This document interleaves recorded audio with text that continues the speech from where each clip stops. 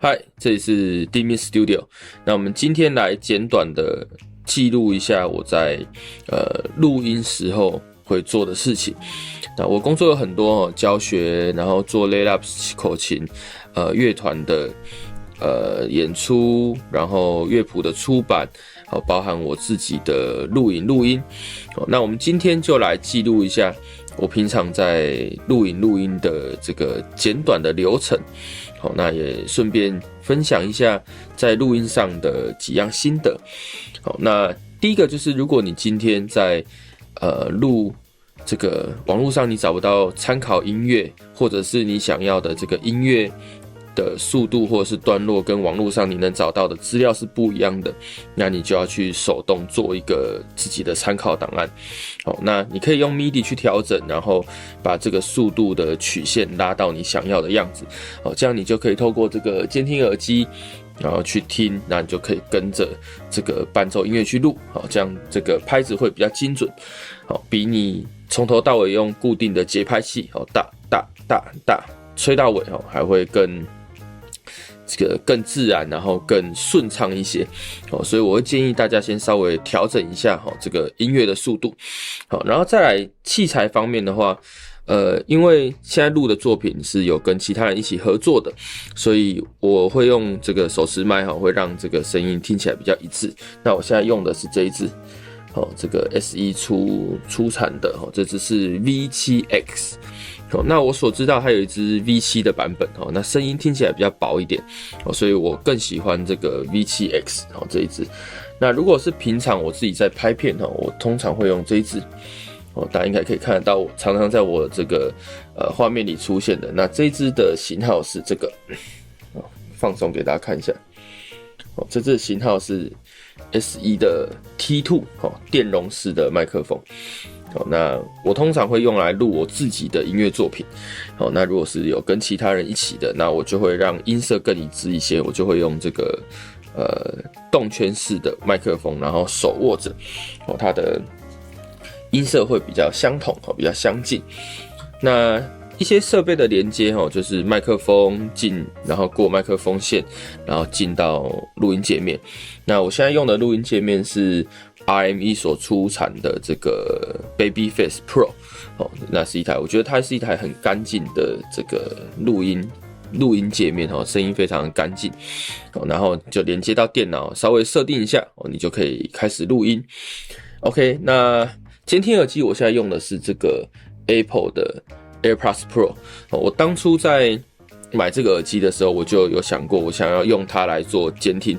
当然蓝牙一定是会有一点点延迟，这个东西是没办法避免的，所以你到时候录进去之后，你要稍微移动一下波形。当这个轨数越来越多的时候，其实你需要移动的这个幅度也会越来越大。但是如果你只是录一轨、录两轨，其实这个移动幅度非常小，也还是稍微调整一下。好，那一样，我们用这个东西做监听，会比接有线的耳机会更方便一点。因为其实我只是要听它的这个节拍器给出来的拍点，我并不是要去听我自己音色吹得怎么样，没有，就是我纯粹就是想要听速度而已。所以用这个耳机我觉得是 OK， 是够用的。所以我另外一耳是没有戴，这样就可以听到我自己吹奏的样子。OK， 那录音前记得你的口琴一定要暖琴，不然你等一下粘胶片，你光要再处理胶片就要花上很多时间。所以我在录音前我都一定会把琴先放到我的这个加热垫上，让它持续的加热。然后最近我也收到一款这个Suzuki 的出的麦克风，for 口琴的 HMH200，给大家看一下这个外观。那我还没有真的非常长时间的去使用它，所以现在没办法跟大家分享这个心得。那我上次有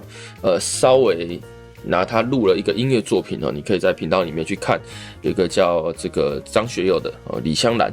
那我那时候录的感觉是，我觉得它的这一支麦克风的声音好像有一点点薄，比起我习惯用的这个V7X S1 的这一支声音比较薄一点，低频比较少一点，目前的感想是这样。但是这支麦克风有一个好处，就是它可以可调音量，它的这个地方有一个音量钮，大家应该可以看得到有一个音量钮，所以你可以旋转它。这个是好处。好，那详细的测试心得，等过一阵子比较有时间，我们再来拍给大家。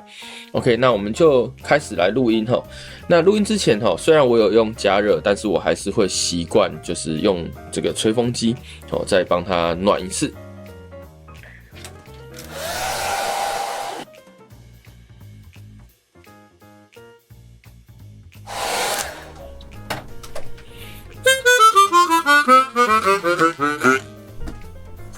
好，那我们现在就开始录音哈。好，来咯。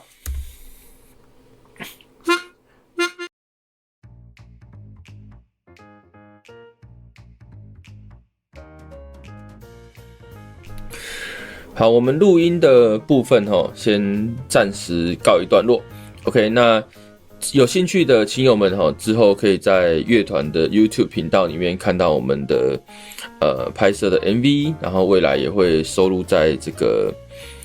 CD 专辑里面的一首有趣的歌曲。好，那录音其实有几项心得可以跟大家分享一下。第一个就是很多人会因为怕自己吹得不好而不敢录，然后他就一直没有这个音乐作品留在记录下来或是留在网络上。那我觉得不管你吹得好不好反正你就录就对了包含我放在网络上的这些作品，我也不是每一个都很满意一定会进步，然后你一定会因为当天的状况没有那么好，或是你的琴出了一些问题而导致你的录音不是那么完美。不过这个都没关系就是反正录就对了你去记录一下你自己的吹奏的样子跟吹出来的成果，那你过一阵子再回来审视，你或许会有不同的心得，或许有不同的感想。你会想，为什么当初我会这样吹，或是为什么我当初会这样去理解这个句子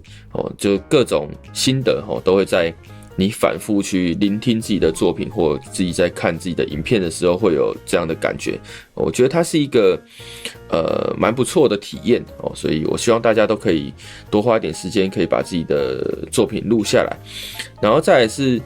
有些人可能会因为器材的限制你不敢录例如说我没有专业的麦克风，我没有专业的